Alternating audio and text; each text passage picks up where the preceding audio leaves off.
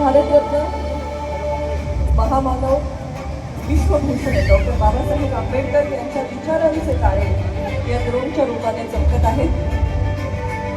अनेक विक्रम ज्यांनी साकार केले, ज्यांच्या पदव्या लिहायला कदाचित कागद अपुरा पडेल इतका बुद्धिमान असं व्यक्तिमत्व.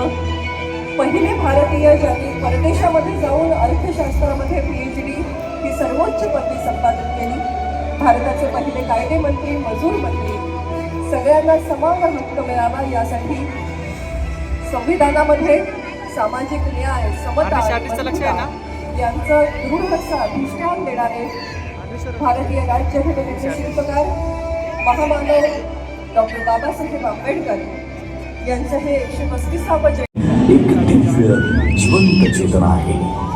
या विविधतेच्या विराट सागरातही एकात्मिक आंबेडकर, एक असा महामानव ज्यांच्या विचारांची उंची हिमालया एवढी भव्य, ज्यांच्या संघर्षाची गाथा समुद्र एवढी अथांग आणि ज्यांच्या कार्याची किमया आकाशा एवढी व्यापक आहे.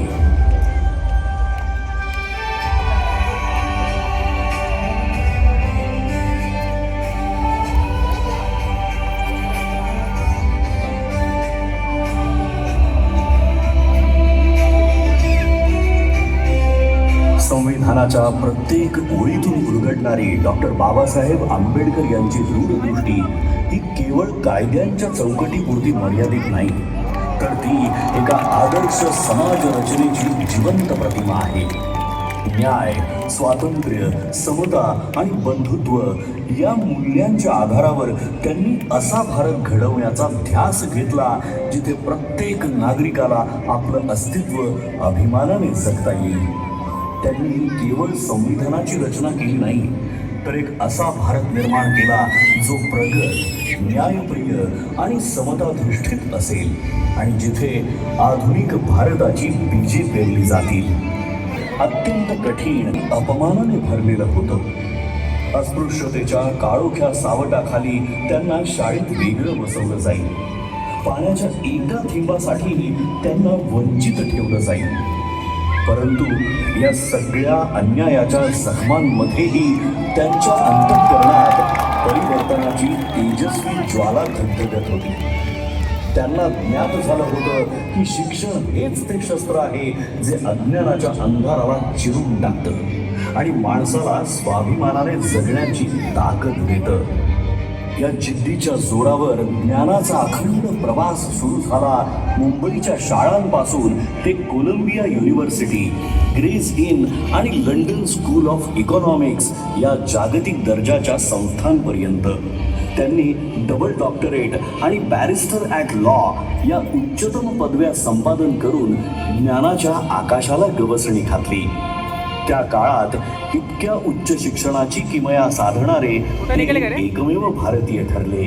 आपल्या विलक्षण बुद्धिमत्तेच्या जोरावर परदेशात सन्मानाने आयुष्य जगण्याची संधी असतानाही डॉक्टर बाबासाहेब आंबेडकरांनी मातृभूमीची निवड केली. मात्र भारतात परतल्यावर त्यांना जातीच्या कारणामुळे बडोद्यामध्ये राहण्यासाठी छप्परही नाकारलं गेलं. पण अपमानापुढे झुकण्याऐवजी त्यांनी संघर्षाचा मार्ग निवडला. त्यांच्या कार्याची दखल घेत छत्रपती शाहू महाराजांनी 1920 साली त्यांना नव्या युगाचा नेता म्हणून गौरवलं आणि तिथूनच सामाजिक क्रांतीची नवी पहाट सुरू झाली. 1927 साली घडलेला महाड सत्याग्रह हा केवळ पाणी पिण्याचा हक्क मिळवण्यासाठीचा लढा नव्हता, तर तो मानवी स्वाभिमानासाठी उभारलेला पहिला महान संग्राम होता. 1927 साली महाड येथे झालेला चौदार तळे सत्याग्रह, त्यानंतरचा काळाराम मंदिर सत्याग्रह हा संघर्ष तर श्रद्धा आणि समानतेच्या संगमावर उभा राहणारा ऐतिहासिक टप्पा ठरला. हा केवळ पाण्याच्या हक्कासाठी नव्हता, तर मानवी स्वाभिमान, समानता आणि सामाजिक न्यायासाठी उभारलेला पहिला महान सामाजिक संग्राम होता.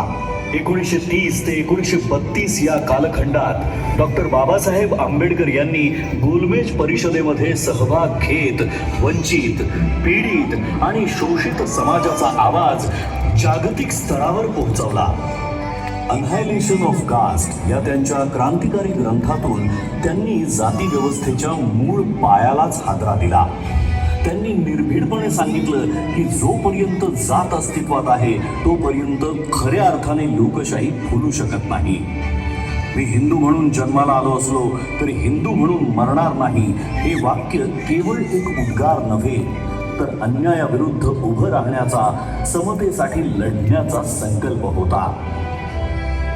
डॉक्टर बाबासाहेब आंबेडकर यांचा संघर्ष केवळ सामाजिक परिवर्तनापुरता मर्यादित नव्हता, तर त्यांच्या वैयक्तिक आयुष्यातही वेदना, त्याग आणि कठोर परीक्षांनी भरलेला होता. या कठीण प्रवासात त्यांच्यासोबत खंबीरपणे उभ्या राहिल्या त्या म्हणजे रमाबाई आंबेडकर. एक शांत, संयमी पण अतूट सामर्थ्याची मूर्ती. घरात आर्थिक तंगी असताना उपासमारीच्या छायेतही त्यांनी कधीही तक्रार केली नाही. योग्य उपचारांच्या अभावामुळे आपल्या लेकराला गमावण्याचं असह्य दुःख त्यांना सोसावं लागलं, तरीही या दुःखाने त्या खचल्या नाहीत. उलट आपल्या पतीच्या महान ध्येयासाठी त्यांनी प्रत्येक वेदना मागे सोडली. डॉक्टर बाबासाहेब आंबेडकरांनी केवळ दलितांच्या वेदनांना वाचा फोडली नाही, तर त्या प्रत्येक माणसासाठी आवाज उठवला ज्याच्यावर अन्याय झाला, जो शोषित होता आणि ज्याला आपल्या कष्टांचं योग्य मूल्य मिळत नव्हतं. कोकणच्या मातीतील शेतकऱ्यांच्या शोषणाविरुद्ध त्यांनी थेट आवाज उठवला आणि खोटी पद्धती या अन्यायकारक व्यवस्थेच्या मुळावर घाव घालत त्यांनी शेतकऱ्यांना स्वाभिमानाने जगण्याचा मार्ग खुला केला. कामगार मंत्री म्हणून शपथ घेताना 8 तासांचा कामाचा दिवस, साप्ताहिक सुट्टी, किमान वेतन आणि सामाजिक सुरक्षेचे हक्क हे केवळ कायदे नव्हते तर कष्टकऱ्यांच्या आयुष्याला मिळालेले संरक्षण कवच होते. डॉक्टर बाबासाहेब आंबेडकर यांच्या दृष्टीने स्त्री ही केवळ कुटुंबाचा भाग नव्हती, तर समाजाच्या उभारणीचा केंद्रबिंदू होती. म्हणूनच त्यांनी महिलांच्या आर्थिक स्वातंत्र्याला, शिक्षणाला प्रथम दर्जा दिला. बालविवाह, सतीप्रथा, देवदासी प्रथा आणि विधवांचं अमानुष शोषण या सर्व कुप्रथांविरुद्ध त्यांनी प्रखर आवाज उठवून समानतेचा हक्क दिला. कायदा मंत्री म्हणून त्यांनी सादर केलेल्या हिंदू कोड बिलने महिलांना घटस्फोटाचा अधिकार, मालमत्तेत समान हक्क आणि वैयक्तिक आयुष्यात स्वायत्तता मिळवून देत अशा अभूतपूर्व निर्णयाने इतिहास रचला. तसंच कामकाजी महिलांसाठी मातृत्व रजा आणि समान कामासाठी समान वेतन यात केवळ सुधारणा नाही तर स्त्रीच्या सन्मानाचा आणि स्वातंत्र्याचा नवा अध्याय होता. कायदा मंत्री म्हणून त्यांनी सादर केलेल्या हिंदू कोड बिलने महिलांना घटस्फोटाचा अधिकार, मालमत्तेत समान हक्क आणि वैयक्तिक आयुष्यात स्वायत्तता मिळवून दिली आणि या अभूतपूर्व निर्णयाने इतिहास रचला. 1947 साली डॉक्टर बाबासाहेब आंबेडकर यांची संविधान मसुदा समितीचे अध्यक्ष म्हणून निवड झाली. या जबाबदारीला न्याय देत त्यांनी भारतीय संविधान या अद्वितीय ग्रंथाची निर्मिती केली, जो जगातील सर्वश्रेष्ठ संविधानांपैकी एक आहे. संविधानाच्या माध्यमातून त्यांनी प्रत्येक व्यक्तीला अभिव्यक्ती स्वातंत्र्य, समानतेचा हक्क, अस्पृश्यतेचा अंत आणि सर्व प्रकारच्या भेदभावावर कठोर बंदी घालून मानवाधिकार केवळ कायद्याच्या चौकटीत न ठेवता प्रत्येक भारतीयाच्या जीवनाचा अविभाज्य भाग बनवले. तसंच समता, करुणा आणि प्रज्ञेच्या प्रकाशात त्यांच्या आत्मसन्मानाला एक नवी उंची प्राप्त करून दिली. महात्मा ज्योतिराव फुले, भगवान गौतम बुद्ध आणि संत कबीर हे डॉक्टर बाबासाहेब आंबेडकर यांचे प्रेरणा स्रोत होते. त्यांच्या विचारांच्या मुळाशी असलेली स्वातंत्र्य, समता आणि बंधुत्व ही मूल्ये त्यांना विशेषतः भगवान बुद्धांच्या तत्वज्ञानातूनच सापडली.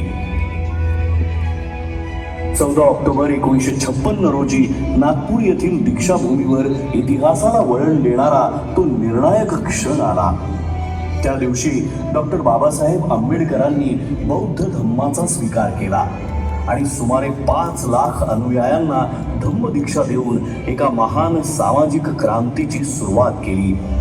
जगातील सर्वात मोठे शांततापूर्ण सामूहिक धर्मांतर म्हणून या घटनेची इतिहासात नोंद झाली. त्यांनी केवळ संविधानाची निर्मिती केली नाही, तर एका सशक्त, न्यायप्रिय आणि एकात्म राष्ट्राचा पाया रचला. म्हणूनच ते केवळ एका समाजाचे नेते नाहीत, तर संपूर्ण भारताचे राष्ट्र निर्माते आहेत. अशा या महान विभूतीचे, या युगपुरुषाचे आपण आज कृतज्ञतेने स्मरण करूया आणि अभिमानाने, आत्मसन्मानाने आणि एकतेच्या भावनेने म्हणूया, जय भीम, जय भीम, जय भीम, जय भीम. जय भीम.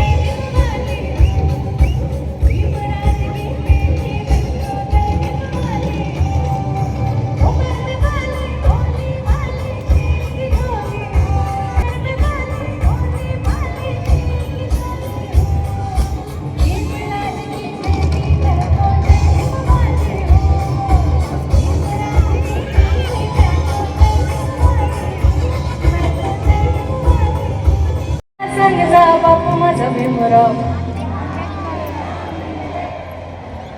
क्या बात है भाई, सोचा जगाला सांगता बापू माझा भीमराव.